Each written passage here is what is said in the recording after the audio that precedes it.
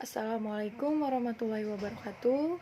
Perkenalkan, nama saya Uca Nur Cahyati dengan NIM 1902000006, semester 3, Prodi Ekonomi Manajemen, Fakultas Manajemen, Universitas Pancasakti, dengan mata kuliah Aspek Hukum Bisnis dengan materi menjelaskan tentang jenis-jenis perusahaan dengan dosen Bapak Dermawan SEMM.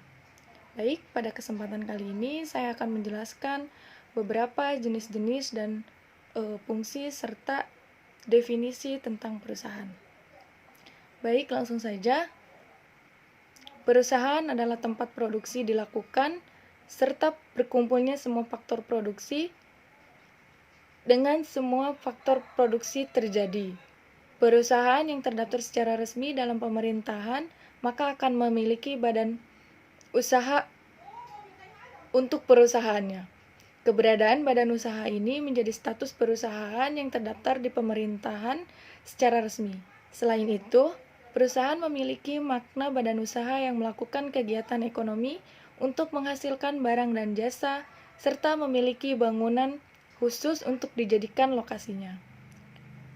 Perusahaan merupakan keseluruhan perbuatan yang dilakukan secara terus-menerus, bertindak keluar untuk memperoleh penghasilan dengan cara memperdagangkan atau menyerahkan barang atau mendagangkan atau mengadakan perjanjian perdagangan, menurut Molengraf. Kemudian perusahaan adalah mereka yang secara teratur, berkesinambungan dan terbuka bertindak dalam kualitas tertentu, mencapai atau memperoleh keuntungan bagi diri mereka, menurut Komar Andasasmita.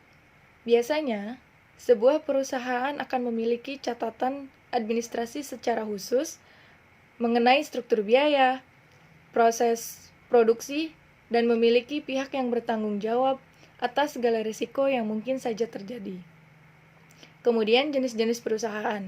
Yang pertama, perusahaan ekstraktif.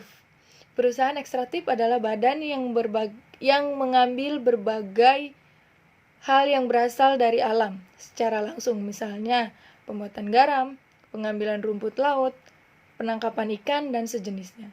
Yang kedua, perusahaan agraris. Perusahaan agraris bergerak dengan mengelola tanah agar menjadi lahan dalam memenuhi kebutuhan. Perusahaan ini terbagi menjadi perkebunan, pertanian, peternakan, serta perikanan. Yang ketiga, perusahaan industri. Perusahaan ini adalah badan yang mengelola bahan mentah menjadi barang setengah jadi atau bahan setengah jadi yang nantinya dijadikan sebagai bahan baku atau sampai barang jadi. Yang keempat, perusahaan dagang. Menjadi penyalur untuk barang hasil produksi dari produsen kepada konsumen, sehingga dapat dilakukan atau dikatakan perusahaan ini hanya sebagai perantara produk yang diperdagangkan. Kemudian yang kelima, perusahaan jasa. Perusahaan jasa tentunya menyediakan jasa untuk para konsumennya dengan imbalan sebagai keuntungan yang didapatkan. Kemudian ada bentuk-bentuk perusahaan. Dalam perkembangannya, perusahaan terbagi menjadi beberapa bentuk yang berbeda-beda dan memiliki kelebihan serta kekurangannya masing-masing. Beberapa bentuk perusahaan sebagai berikut. Yang pertama, perusahaan perseorangan. Adalah perusahaan yang dimiliki oleh individu atau perseorangan sebagai pemilik, pemimpin, pengelola, modal, dan biasanya bentuk ini digunakan bagi perusahaan kecil yang tidak memiliki atau tidak memerlukan izin secara resmi. Kemudian yang kedua, persekutuan komanditer atau CP, dimiliki oleh sedikitnya 2 orang dan maksimal 5 orang.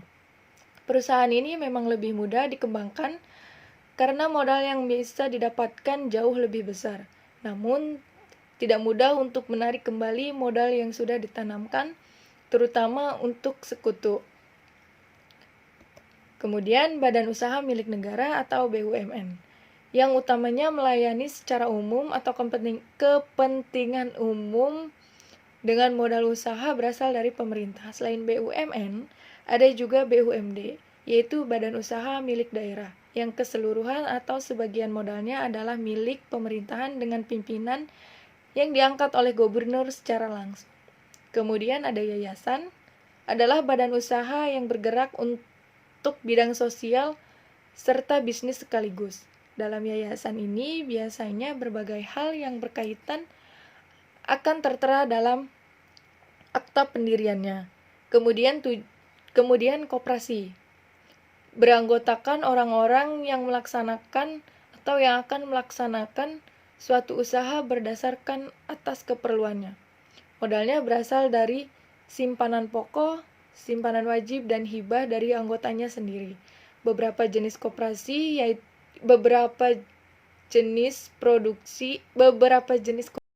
yaitu produksi, pemasaran, konsumsi, dan simpan pinjam.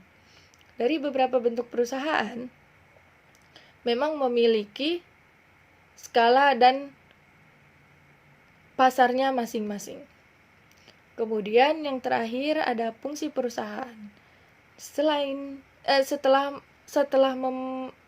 memahami makna dan mengenali berbagai bentuk serta jenisnya, maka fungsi perusahaan tentu tidak boleh tertinggal untuk dipahami dengan baik.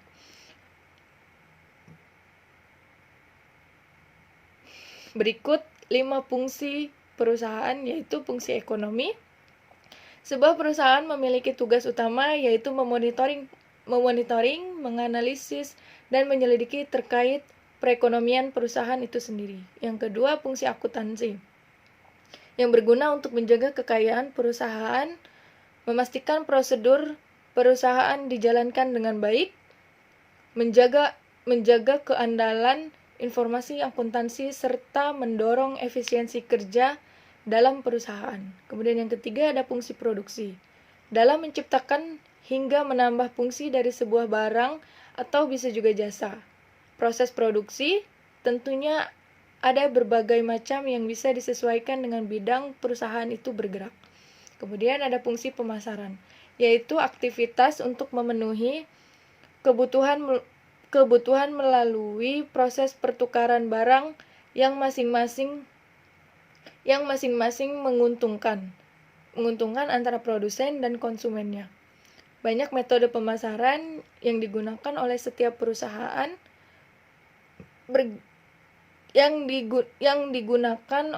perusahaan bergantung pada aktivitas masing-masing untuk bisa mendapatkan perhatian dari para konsumennya. Kemudian terakhir fungsi personalia, yang merupakan pegawai atau personel yang bertanggung jawab sesuai dengan bidang keahliannya masing-masing. Sehingga adanya fungsi personalia itu juga sangat penting untuk menjaga agar efektivitas dan efisiensi pekerjaan yang dilakukan dalam perusahaan dapat berjalan secara optimal sesuai dengan yang diharapkan sebelumnya. Nah, setiap perusahaan minimal harus memiliki kelima fungsi tersebut dan menjalankannya dengan baik. Sepertinya hanya itu saja yang bisa saya sampaikan mengenai definisi, bentuk-bentuk, dan fungsi daripada perusahaan. Apabila